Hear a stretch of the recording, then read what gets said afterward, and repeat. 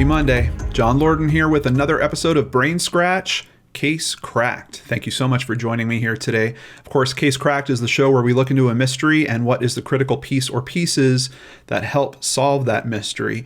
Today's just a little bit longer than usual because there is a lot. And buckle up, there's a lot of twists and turns to this story. This is one that I like to call number 5.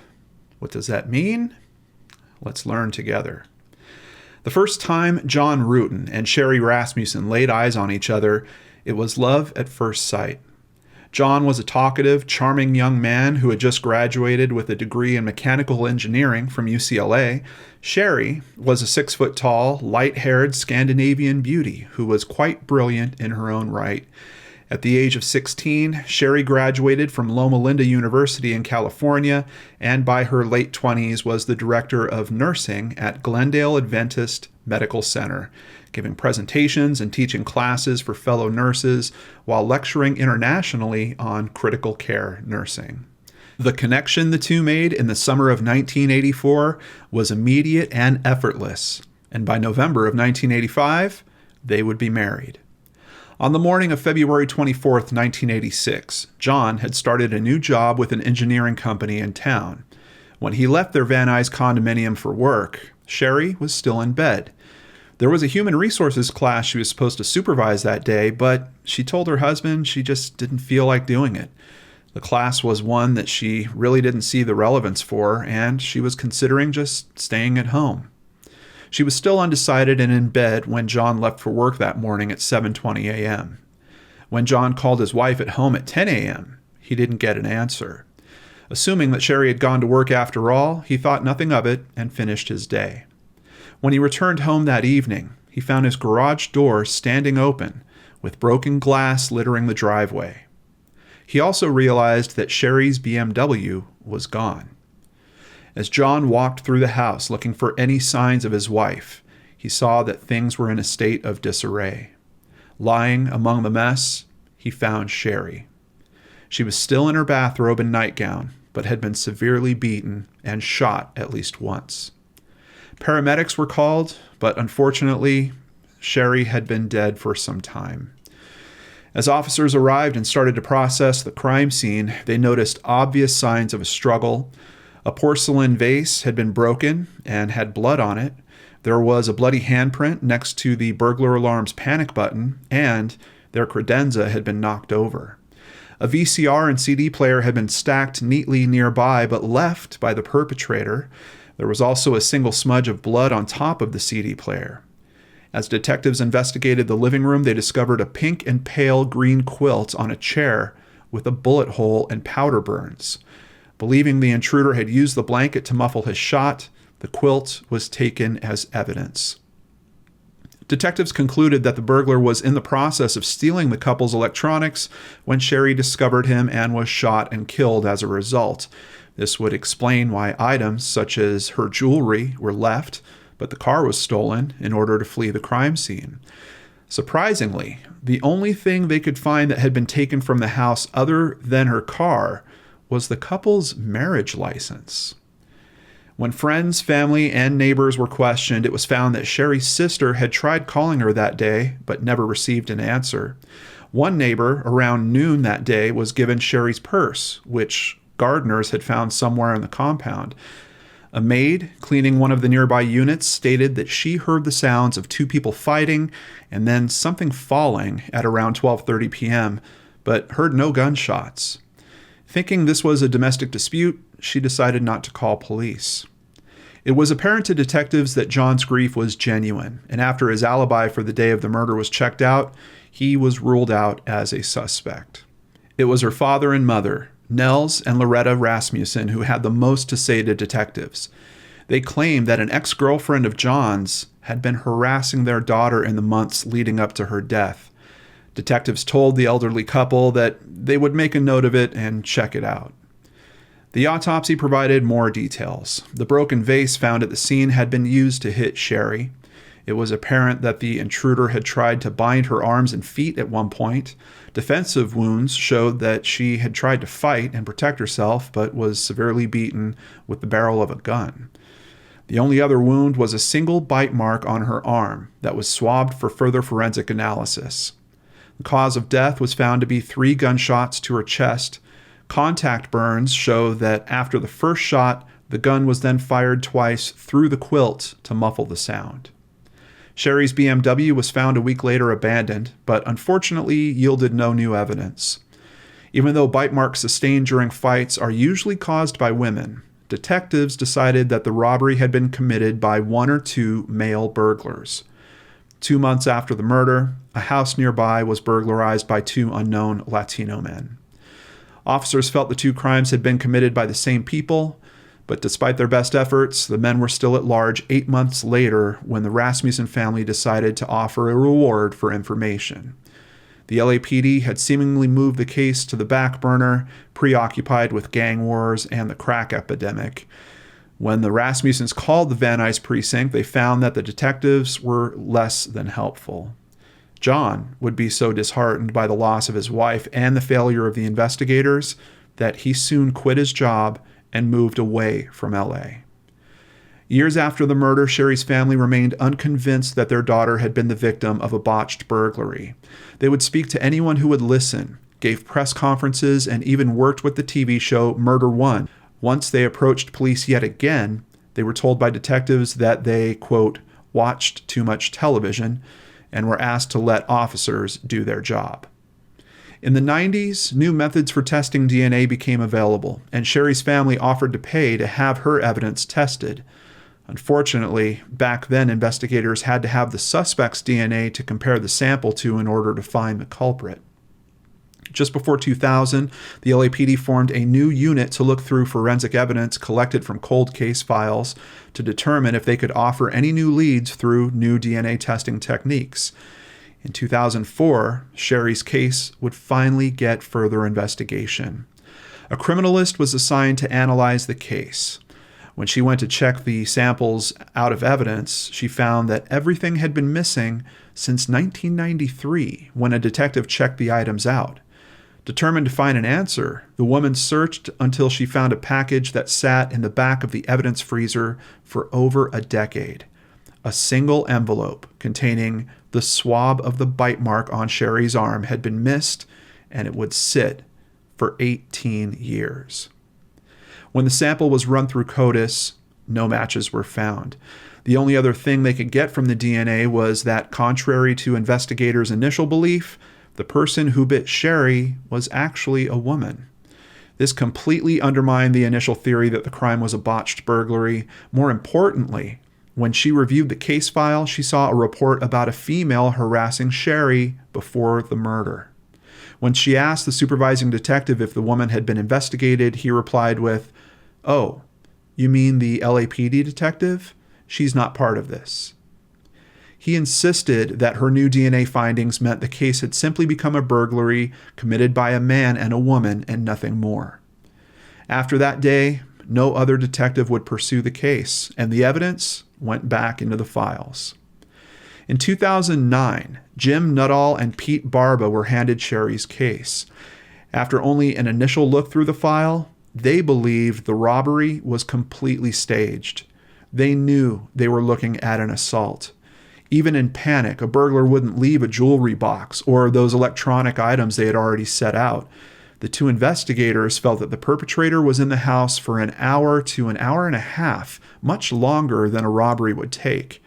Because the sample of the DNA was from a woman, it pointed to the only other woman even mentioned in the original case, by Nels Rasmussen, a woman named Stephanie Lazarus.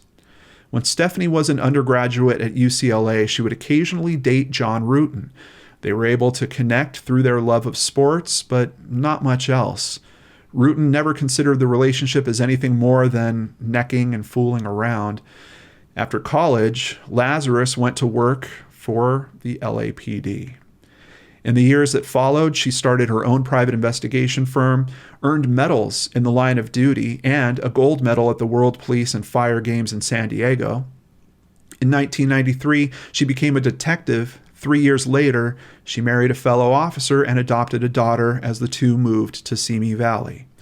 In 2009, she was promoted to a higher level of detective in the nation's only full-time art theft unit. Because of her status, Nuttall and Barba realized they would have to proceed very carefully. The men only worked on the case after hours or behind closed doors. Lazarus wasn't even mentioned in their file by name. She was only known as Number 5. On June 5, 2009, 23 years after the murder, detectives called Lazarus to the department's headquarters. They told her that they had someone in custody who wanted to talk about an art theft. After she entered the interrogation room, they explained that because her name had come up in the Rasmussen case, they had called her there to help tie up some loose ends. After all, they didn't want her husband to find out she was being questioned about an old boyfriend. That would only start a lot of departmental gossip. Over the next couple of hours, the three officers sat and talked about subjects they had in common while working in small questions about Sherri's case. They were aware that Lazarus knew all the tricks of interrogation. Lazarus claimed to have little memory of her time with Rutan and eventually became frustrated and accused her colleagues of considering her a suspect. They asked her for DNA samples, which she refused to give. As she left the interrogation room, officers were waiting for her in the hall, where they quickly handcuffed her and brought her back into the room. The truth was, they didn't actually need her DNA. They already had it. Days before, officers had followed Lazarus as she ran her daily errands. When she threw away a soda cup, they collected it as evidence and processed her DNA. They told her it was a perfect match to the saliva found in the bite on Sherri's arm. As Number 5 continued to deny any knowledge of Sherri's death, she was arrested and charged with the murder. Once this was accomplished, teams stationed at her Simi Valley home began searching. Evidence from her home was collected that dated back to the mid-'80s, evidence that would prove to be indispensable in their case. They knew from the evidence collected and interviews with both Lazarus and Nels that the woman did more than date John Rutan casually. She was in love with him. In her house, investigators found her journal from the mid-'80s, and it contained numerous mentions of her love for Rutan. It also talked about how depressed she was over his engagement. She was in love with Rutan and didn't understand why he didn't have the same feelings for her. Nels told Nuttall about Lazarus's continued contact with his daughter, information which had not been in the files despite him mentioning it frequently during previous interviews. He stated that during his daughter's engagement, Lazarus brought a pair of snow skis to the couple's apartment and asked John to wax them for her. Even though he initially objected, in the end, he took the skis from her. This made Sherri feel uneasy and led to a long conversation about Lazarus that ended with John assuring his fiancée that he had no feelings for the woman. A few days later, Lazarus came back to get the skis dressed in her work uniform with her sidearm after John left for work. This unnerved Sherri so much that she told Lazarus to leave them alone and stop coming by. Lazarus later visited Sherri at her office and confronted her with a threat. She said that things weren't over between her and John and, quote, "If I can't have John, no one else will." Shortly before her death, Sherri had become convinced that Lazarus was stalking her on the street. Investigators knew the murder would likely be committed on her day off, and departmental records showed that Lazarus was off the day Sherri Rasmussen was killed. In the 80s, many officers preferred a .38 as their backup gun, including Lazarus, and that was the same type of gun used in the murder. 13 days after the murder, she reported the gun stolen, not to her precinct, but to one near a popular pier. This would have easily allowed her the opportunity to throw the gun in the Pacific Ocean, never to be seen again. Without the murder weapon, DNA evidence would be the only way to connect Lazarus directly to the crime. In pre-trial, her attorneys tried to get the case thrown out because of Lazarus's exemplary work record and because she was never initially investigated. Their request was denied, and the trial began in early 2012. In Los Angeles County Superior Court, prosecutors argued Lazarus's motive for the murder was jealousy over Sherri's relationship with John. One highlight of the trial was his testimony. Since Sherri's murder, John has moved on and remarried, trying to put the tragedy behind him, but several times during his testimony, he became emotional and wept as he recalled his courtship of Sherri and their love for each other. Quote, "I can clearly remember the first moment I laid eyes on her. For those of us who are directly involved, we can just begin to imagine the terror and disbelief Sherri must have felt in her last moments of life. I just can't bear thinking about those moments. There are so many moments and so very many tears. What I can say is that I have spent and will continue to spend many hours praying for everyone involved in this tragedy." In March, after several days of deliberation, Lazarus was convicted of first-degree murder. Later that month, she was sentenced to 27 years to life in prison, and she is currently serving her sentence at the California Institution for Women in Corona. She will be eligible for parole in 2034. Lazarus was allowed early retirement from the LAPD. No one was ever held accountable or prosecuted for the mistakes made in the first investigation. Case cracked. I would like to give a big thank you to Vanity Fair, Wikipedia, Meow.com, People, Inside Edition, Sprocket Trials Blogspot, the LA Times, and of course, Christy Arnhart for researching and writing up today's case. Now, believe it or not, that's not the end of it. There were 2 additional lawsuits that were filed, one by Nels Rasmussen and his wife Loretta against the LAPD for its handling of their daughter's case. It was dismissed because the statute of limitations had run out. The other was a whistleblower lawsuit against the city of Los Angeles filed by criminalist Jennifer Butterworth Francis. That's the lady who worked the DNA sample back in 2004. That one ended with a judgment in the city's favor. It alleged misconduct in not only the Rasmussen case, but other high-profile investigations, and that she and others suffered retaliation and harassment from superiors when they tried to report this. I don't know about you guys, but I'm always a little bit troubled when people try to step up and become what is called whistleblowers. Even the term whistleblower, it sounds like there's a negative connotation to it right away. These are people that are seeing a problem and are trying to raise exposure to it so that it gets rectified and doesn't affect other cases. Now, I don't know the specifics of how the trial went, and maybe it's completely fair that I got thrown out, but considering the role that she played in today's story and how today's story wound up, really kind of makes you scratch your head and think, was that a fair outcome, or did someone just need to shut that down? Can LAPD sometimes be protected by the court system? I don't know. I'm sure we've got all kinds of different opinions about that. And if you want to talk about it, let's talk about that in the comments down below.